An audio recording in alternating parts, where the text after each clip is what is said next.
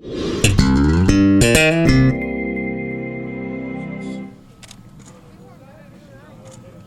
All right. Have a good day. How did you feel like practice went yesterday? Very, very productive practice for many reasons. First of all, the elements, the humidity, the sun. But I liked the approach our players had. It was a physical practice. It was a demanding practice.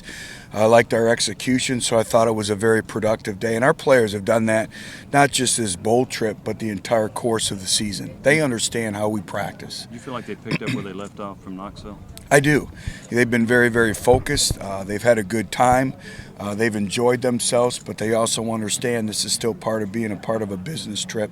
And we've been provided with great leadership, and that's what I expected from this football team. Do you feel any pride about winning for the SEC? The SEC is off to 3-0 start in bowl games.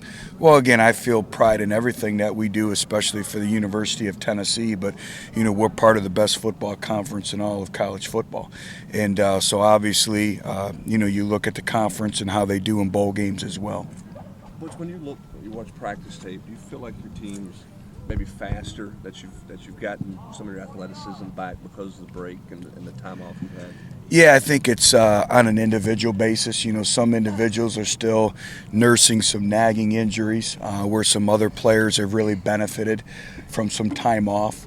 But I do think overall our team speed has improved, but I do think it's a case-by-case situation. Who are some of the guys that have benefited the most? I mean, who physically, who's benefited, and I guess who's maybe still dealing with stuff? Well, I think first of all, our running back position, you look at Jalen Hurd, he continues to play more and more confidently.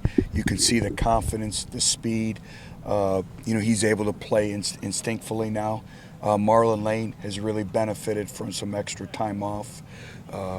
Alton Howard, Alton's played at a very high speed level all year, but I think some time off. Von Pearson, another individual. We had to have a little talk, though, through the value of watching Twitter. Is he goes home for Christmas, and what does he do? He goes and works out, and he's running. So I was able to get to him and say, hey, relax your body. Kurt Magid, if we would have had to play the game after Vanderbilt, he would not have been able to play. So I think the extensive time that he's had off has helped him. Cam Sutton. So I just think it's really been beneficial for our entire team. Which with all the injuries, particularly on the offensive side of the ball at key positions and the quarterback switch, how would you evaluate the job that Mike's done adapting to that? Well, that's the mark of a very good football coach, is being able to adapt and adjust. Football's sudden change. We always say football's life just sped up a lot faster. So the ability to continue to put your players in positions to make plays, to play off the skill set of your players, I think he's done a great job. And you look at kind of the revolving door and the injury situation, the replacement of a lot of productivity from last year's offense. We're up in just about every statistical category. We've taken care of the football for the most part. And so I think he's done a very, very good job. And not just him, but our entire coaching staff. And our offensive staff works well together, just like our defensive staff works well together. And I think our players have done a tremendous job. And we said it, and there's no different going in the Iowa game. We have to be a team that overachieves. We're not going to beat you just on talent alone. We're not a program that can show up. And I don't know if anybody can just show up. But again, we have to earn everything that we get, and our coaches and our players have done a tremendous job. Which some of these bowl games have been kind of emotional. Do you think that has to do with teams not having played in a while? They get really psyched up. And how do you deal with that with your own team? Well, it has. There's been a lot of emotion-filled bowl games, and we talk about it every day. And like I talked yesterday, we showed what we called bowl trends and everything that's trending in the bowl season. And we talked about it, and we tried to take maybe other people's mistakes and learn from those as well, and kind of treat them as though they're our own mistakes. And so again, it's controlling your emotions, but I think when you take time off, everyone's kind of amped up, your emotions very high, and that's why we don't talk a lot about emotion. We talk a lot about passion, but also the discipline and everything that we do. But it has been a teaching point for us every day and moving forward. What about, you mentioned this before about celebration penalties. I don't remember, you guys might have had one, but I don't remember it this year. You've seen several of those in bowl games. What would you tell a player if he makes a great play, then makes a stupid celebration penalty? What do you tell him when he comes off the field?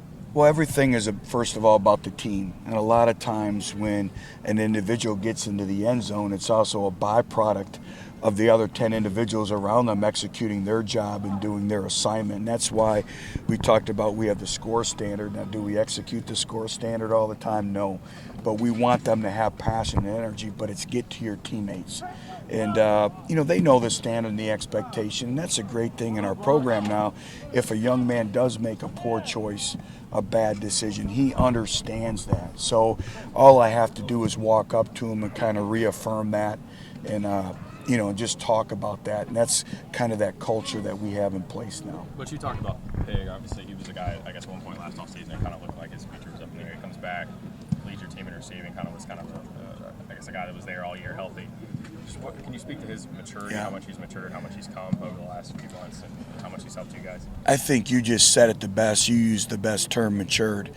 He's been very, very mature in every aspect. Academically, the way he takes care of his body now, the investment in his body and taking care of it with rest and recovery, and the way he eats. I always watch what he's eating down at Smokies.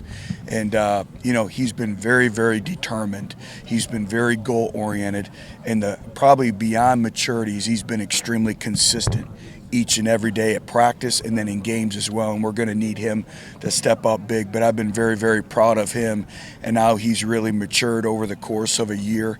And again, it's a great story because, again, we always talk about coaching is creating change, and when you see individuals change and really grow up and mature and learn from their past experiences, it's very fulfilling, and that's why you coach. Matt Crowder missed a game late, and I just wonder, in his absence, did you realize how valuable he is to the offensive line?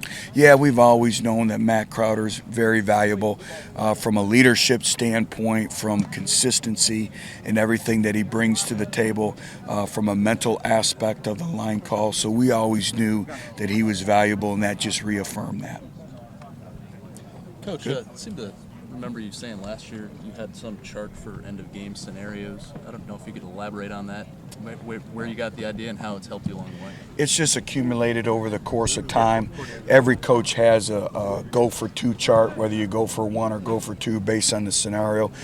We have a time clock management chart as well, but then we also have a chart that I keep in my pocket in case something were to happen with the headphones in the course of a game at the end is when do you take a safety.